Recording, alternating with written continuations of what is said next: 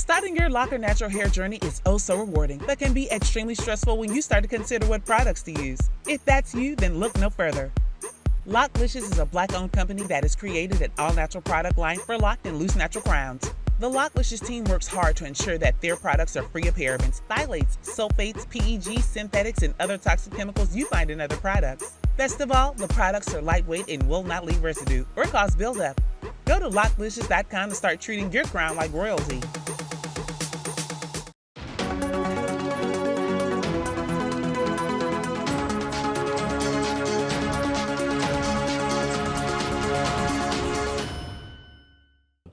If you remember, there was a story about a police officer by the name of Mohamed Noor out there in Minnesota.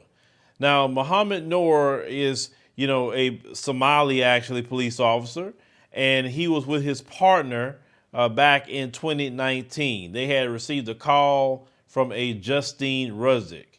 Now, she called them because she said she heard somebody supposedly, being assaulted behind a dumpster, and so she called them to come out. Well, the cops ended up coming out, and what ended up happening was that she went up to their car and hit their car. Mohamed Noor got startled and thought they were being attacked, and he shot her one time, and she ended up dying. And lightning fast, like it always happens to black officers, he was arrested, he was charged, and he was convicted. Didn't take long. She ended up getting a $20 million settlement.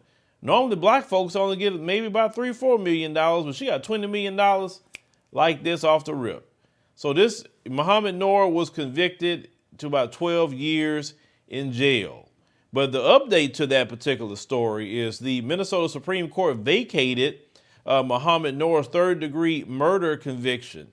Now, Mohamed Noor was serving a 12.5-year prison sentence, but the state's highest court tossed the conviction, finding that there were insufficient evidence and ordering that Noor be resentenced on the conviction of second-degree manslaughter, a lesser charge. Now, they said the decision comes after the court reviewed Noor's appeal, and he was about 33 years old at the time of the shooting. Now, his attorney said that decision that the law is simply that an individual cannot be depraved in their mind if their conduct is focused on a specific particular person, and that was the case. So they say the third degree murder is sometimes called depraved mind murder. They say in Noor's second degree manslaughter conviction stands, and because he already spent 29 months in prison, resentencing could result in his release as early as next month if the judge follows the presumptive sentencing guidelines. Now, he say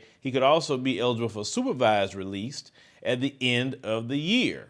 Now, Noor was convicted on April 30th, 2019 on charges of third-degree murder, second-degree manslaughter, but the jury acquitted him of the most serious charge of second-degree murder.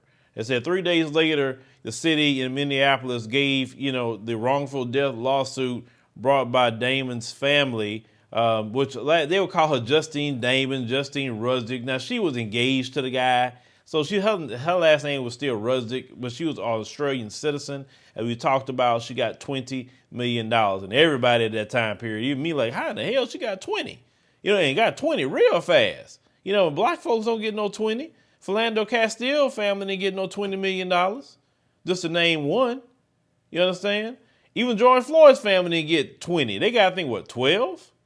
So there you go. The court's decision to overturn the conviction has raised questions about a potential broader impact on the Derek Chauvin case, who was also convicted of third-degree murder, along with a second-degree unintentional murder and second-degree manslaughter. Now, the reason why I disagree with him even getting that is because Mohamed Noor shot one time, and he didn't shoot 100 times or whatever at this woman, right?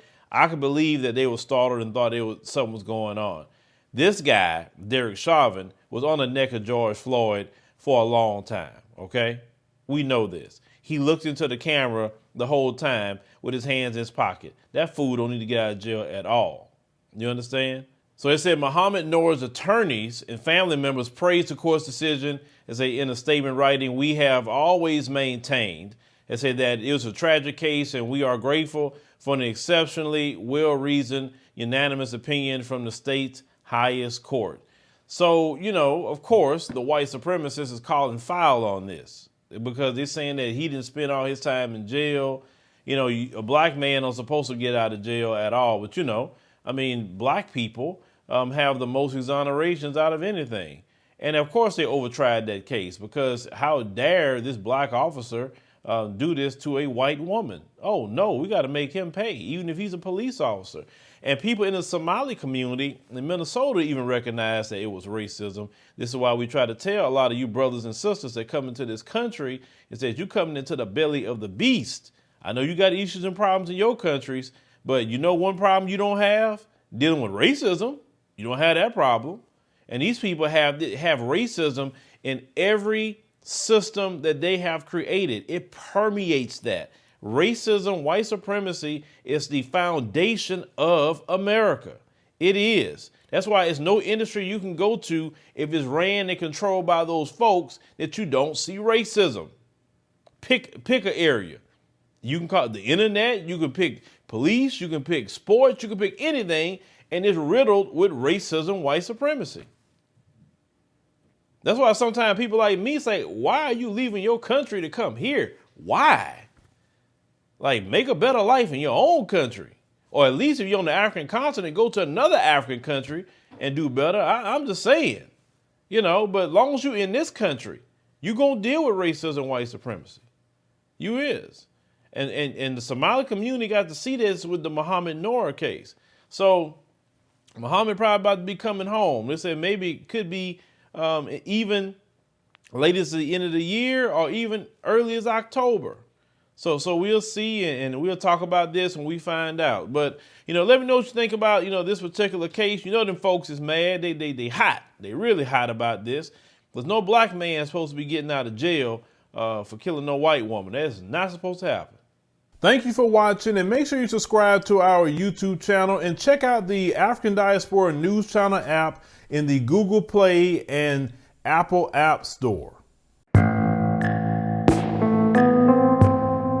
250 years of slavery, 100 years of Jim Crow, sharecropping, the Ku Klux Klan, lynchings, bombings, mass incarceration, the separation and destruction of the black family. All of that has had an effect on our mind.